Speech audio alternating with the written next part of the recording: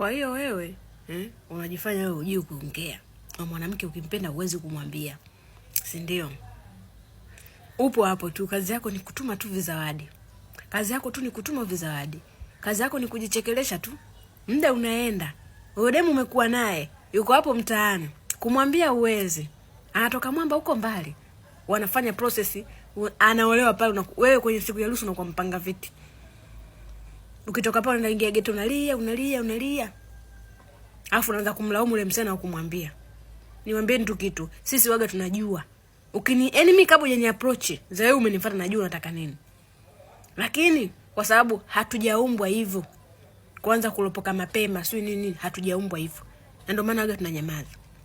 Wewe upo tu. Ukirudi kwa shikaji ndio unawaambia wewe mwanangu ede mimi namzimikia.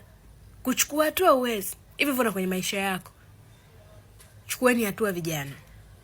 Chukueni hatua. Kujifungia ndani sio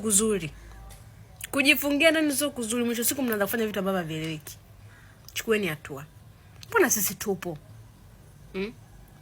Wengine wananyoa, wengine wanasuka, kila aina.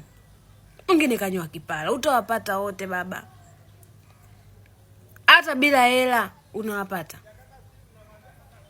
Hivi nyinyi hamjui kuona kama wale wanaume ambao hawana pesa ila waga wanazingatia muonekano ndio ambao waga wanapataga wanawake kiurahisi, kwa sababu wamechangamka.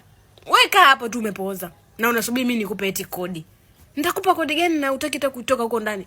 Utaki kwenda kununua katishiti ka 5000 na kasuali ka jinsi ka 5000. Utoke hapo ndani. Zunguke huko. Zunguka. Mkutane nao huko msibani. Kutana nao huko, shiriki kwenye masherehe, kwenye vigoma huko. Nenda kajifanya unajua kucheza ubambie baba, utapata tu. Mmekaa hapo nasubiri eti hapo.